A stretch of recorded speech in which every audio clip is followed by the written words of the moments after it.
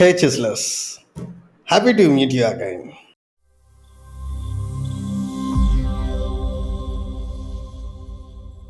Today we are going to discuss on a very vital aspect. It is all about value versus perceived value. Because whenever we discuss about business or business idea, always people insist on one point called value or value creation or what is the value proposition that you are about to deliver to your audience. So, a straightforward word is pain versus gain. What is the problem that you are going to solve with your audience, with your target group? So, if you are solving a problem, if that is being a need of the hour, then your business is going to be a success.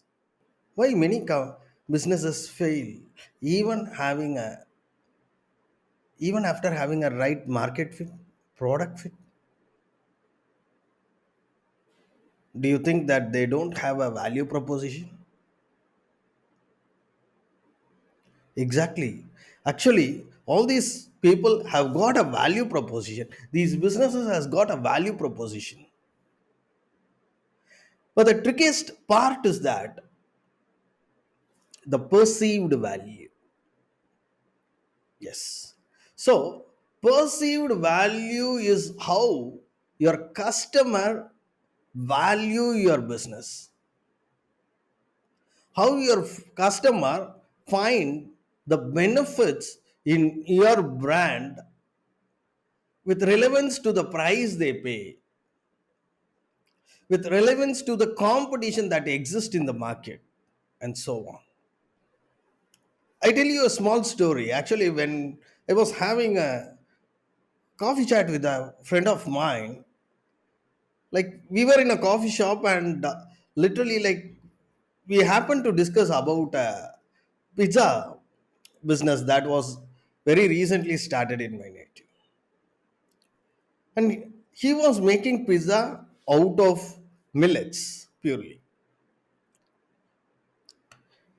And he wanted to give a fascinating dish that too very healthy, organic, and so on. And it is not very costly as well. I don't know actually the price range of that particular pizza, millet pizza, that guy would be serving. But I understood from my friend, like, it is at a very nominal price he is serving. He had made a very huge investment thinking that, like, people will start eating millet based pizza. And he himself was telling me, when that pizza is delivered, if you are ordering online and if the pizza is getting delivered to your home, by the time the pizza is becoming very hard, the crust is becoming hard, you don't have the feel of that pizza as it is being millet based pizza. By the in due course, if it is not being taken in, or if you are not eating it by the time when it was made, it is getting, like, the crust is getting harder. Like he was saying, rather than ordering from home, probably, like, I should go eat there. Otherwise, if I am ordering from home, then I should be ordering from some other regular conventional pizza brands. Then how, though he is very much aware that that particular millet based pizza has got a value, it is nutritious, organic. Of course, cost wise, there is not much of a difference. But if you want to purchase it to home and share it with his family, he is preferring the alternatives, which doesn't hold these values. All right. Probably by now you would have guessed why I am telling this story. The perceived value. Here, what the customer is prioritizing as a benefit for him, and what he is getting in turn. versus the choices that is available in the market. Similarly, I tell you another one thing. Usually we go with discounts, or the brands provide discounts to its customers. It could be seasonal, maybe sometimes off seasonal, or it could be like clearance sale. Various reasons are there for a discount actually. And always in the society, we do believe discount to be as price reduction.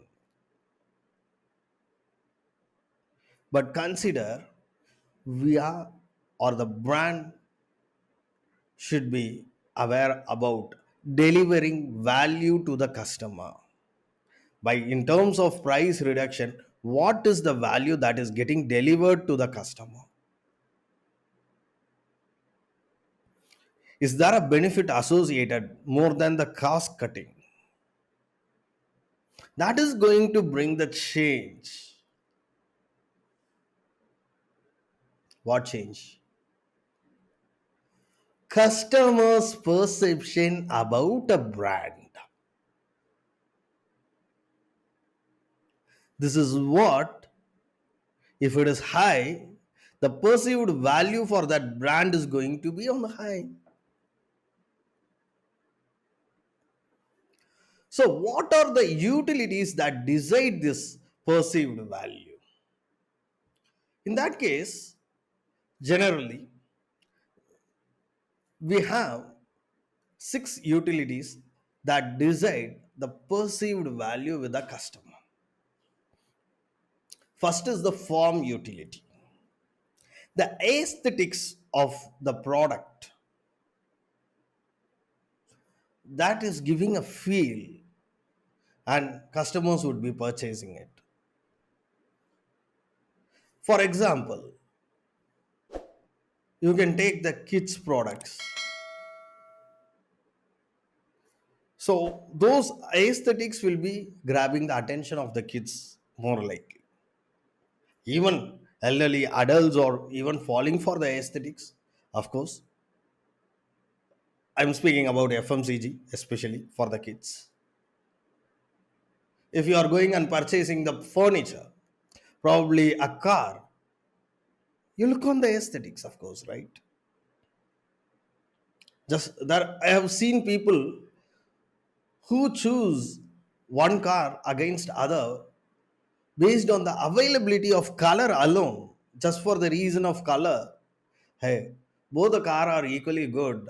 I like both the cars, but rather I go with this X brand. Why? Because that particular color is not available in this brand. I've seen people telling this. And of course, task utility. The ease of doing your desired job. How easily it can save your time, effort, or money, whatever may be the reason. So that task utility comes in as the second handy thing. Then time utility. This is different from task utility, actually speaking. In terms of time, the ease of access to a product or service. Say at 24 by 7 shop. So anytime you can walk in, you can get the things that you desire. 24 by 7 online delivery. When other brands will not be open on Sundays, you are like open even on Sundays. Of course, 24 by 7 covers this as well, right? So, similarly, the place utility, the location advantage that we generally discuss. Does the place has got a parking lot? How usually you can access that? So, all these things will decide to get that product or take the service from the place. And finally, the possession utility. How easily you can have that product, or how you easily you can access that service. So you can say like you have the option of online delivery, you can go in store and get it, or say like uh, anywhere, home delivery kind of things, anything that you pointed out. So that possession utility, all these things decide how well, or based on these benefits, utilities, your perceived value will be increasing or decreasing. Okay, consider, as I told you, you have got a very clear value proposition. There is a benefit associated. Your competitive edge is on the rise. Still, you cannot sell. There could be only two reasons. You are not targeting the right set of audience, or you are not understanding your audience better. If these two things would have been done cleverly, then the only point that can create a change is your communication. This is where the marketing communication gets into the picture. And of course, the PR, public relations. Because you need to communicate your value to your audience, benefits of your product or the service, and what is that they will be desirous about in your product has to be communicated very well, has to be kept on priority based on your business needs or your business proposition. You will be having different priorities, but what your customer would be having as a priority for.